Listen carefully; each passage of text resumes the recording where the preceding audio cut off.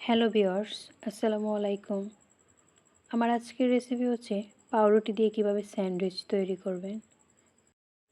প্রথমে একটি বলের মধ্যে আমি কিছু পেঁয়াজ কুচি, কিছু কাঁচামরিচ কুচি, শুকনো মরিচের গুঁড়া, ধনিয়া, হলুদ গুঁড়া এবং পরিমাণ মতো লবণ দিয়ে সবগুলো আমি একসাথে মিক্সড করে নিব।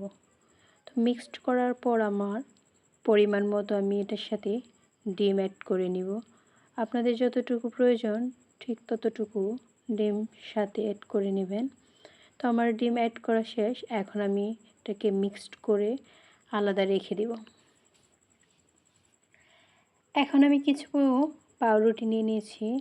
পাউরুটিগুলোকে আমি সুন্দরভাবে সাইজ মতো কেটে নিব। আপনারা চাইলে সেগুলোকে না কেটেও নিতে পারেন। তো আমি সৌন্দর্যের জন্য সাইজগুলো কেটে নিব। তো আমার পাউরুটিগুলো কাটা শেষ। পাউরুটিগুলোকে এখন আমি মিক্সড করা ডিমের মধ্যে দিয়ে দিব। তো দুই পিসটাই ভালোভাবে আমি মিক্সড করে নিব। তো চুলাতে এখন আমি একটি প্যান বসিয়ে প্যানের মধ্যে তেল দিয়ে দিলাম।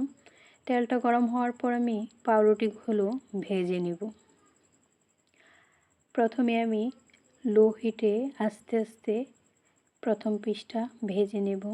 প্রথম পিসটা ভেজে নেওয়ার পর আমি সেমভাবে অপর পিসটা ভেজে নেব। সবগুলো পাউরুটি আমার ভাজা শেষ। এখন আমি সাইজ মতো কেটে নেব।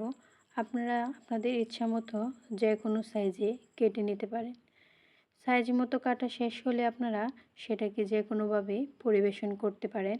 সাথে স্বাদ বাড়ানোর জন্য সস ইউজ করতে পারেন। আমার কাছে টমেটো সসটা ভালো লাগে, তাই আমি টমেটো সসটা ইউজ করছি। আপনারা চাইলে স্কিপ করতে পারেন।